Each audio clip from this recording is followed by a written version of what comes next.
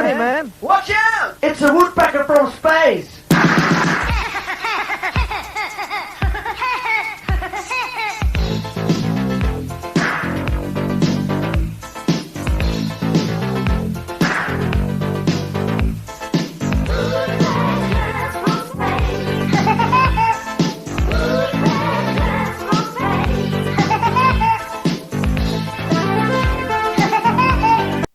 Hey guys, welcome back to the sculpture. I wanted to give you a little bit of a narration of the progress of the sculpture. As you can see, I'm working on the face.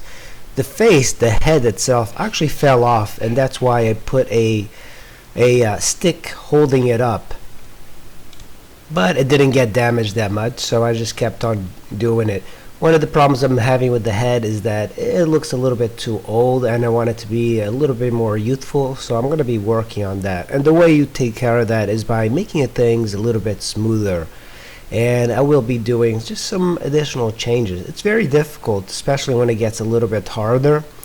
I do like the way the water-based clay operates when it's wet. It's a very different consistency than any other clay. It's really great. The only problem with water-based clay is that it gets your house or your studio dirtier, and it requires more maintenance to keep it wet.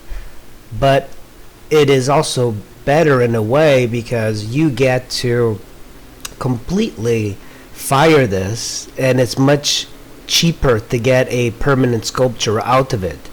Sometimes it's a little bit of a gamble because you have to put it in a kiln and hope that it fires. So the hand is another one of those things that it takes a lot of time. It's very complex, and right now she looks like she's got kind of like man hands. When I sculpt things, I don't sculpt them to a very finished perfect thing just yet. I try to do it in small steps. So I'll work on the hands but I'll leave them in a certain degree of finish. And then eventually when I'm ready to really finish things, I will put a lot more detail in it. But it takes, for me at least, a lot of time to fully finish these projects. You know, the hands itself is like a whole project of its own. The feet are entire different projects in its own as well. So one of the things I do is that I try to indicate the details, and then I brush it over. You can see I'm using like a bristle brush a lot of times. When it comes to this sort of level, you need to start looking into doing like smaller details, and a bristle brush that's nice and hard can get into these small crevices that your fingers can. And I know a lot of sculptors, they like to perhaps not add as much detail, but I kind of like to make it a little bit more detail, and a bristle brush dipped in water really works well. Now the feet are exactly the same thing as the hands. They take a lot of time to work on, and this right foot is extremely difficult because it is coming out of the platform, so that means that it's drying up. And I've actually had issues with the foot, the leg cracking and breaking off.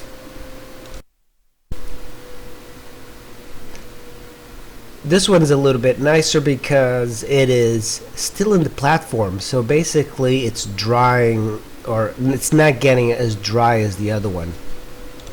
But it's very difficult sculpting feet, and you should try and sculpt your own foot if you can, and sculpt your own hands. I do that often with excess clay that I have. I'll sculpt my feet or my legs or something like that.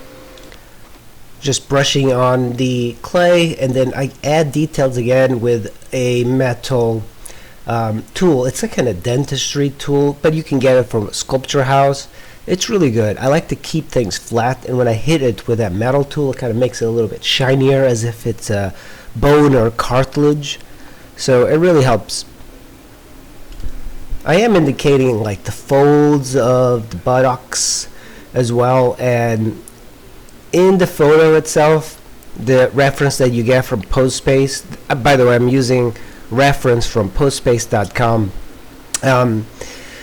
You know, these photos, they don't show a lot of the detail that you would see in a model if she was really up close.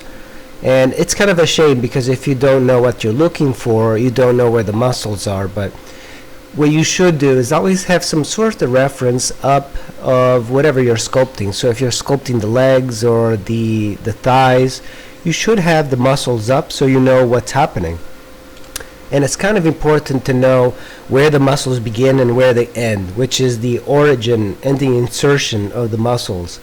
I haven't gone into anatomy a lot, but if you look at my old videos, you will see that I've talked a lot about anatomy. It doesn't seem like there's a lot of demand for anatomical sort of sculpture videos, so I am not doing that anymore unless there's a demand. If you guys think there's something you want to learn from the human anatomy and you want me to talk more about anatomy, just post up in the comments below and I'll be sure to work on a video. This is something you're going to have to do if you're using water-based clay. You don't have to do this if you're using just oil-based clay. I'm digging a hole in some parts that are not going to be too difficult to patch up. And the reason you do this is because you want a hollow shape in the entire shape of the figure, because it's a solid piece right now. But if you were to fire this solid piece, so dig out as much as you can, and I'm going to try and remove as much clay from the inside as possible. Remember, you have to give like a diameter of like 1 inch all around the figure, so you're digging a middle, and you have to connect this hole somehow, vent it out of the sculpture. And the reason for this is because you don't want it to explode when it gets fired. If you're going to be doing mold making, you don't need to do this, but because this is a one-shot deal, you put it in the kiln and it fires, you don't want any like air bubbles getting trapped. So if you just put the hole like I'm doing here in the thigh and you cover it back up, it'll explode. The goal is to get this hole connected to the other holes using different tools. It takes you a lot of time to do this because you don't want to damage the sculpture. See this hole in the back of the back, I'm actually trying to connect it to the hole in the thigh. So it's going to have a lot more space because there is a lot of clay in that thigh, and I removed a lot of clay from the figure, and I'm putting my finger in there just trying to see if I can connect it. Now here with this, I'm going to connect it to the hole in the back, and eventually I'm going to connect it all the way to the head. Yeah, I'm going to dig out a little bit of the head. You know, a lot of people do this earlier on. I like to do it like as I'm progressing because I could always cover this up. The danger is when it gets a little bit firmer, the clay, is that they'll develop a crack around the shape of the hole. So you have to be careful because you want to wet it really well. You wet it, you score it with a tool like I'm doing here. So once you're done, you have to cover up those holes. Make sure that you cover them up really well, and then it firms up, add a little bit more clay. Alright, thanks for watching guys. I will see you in the next video.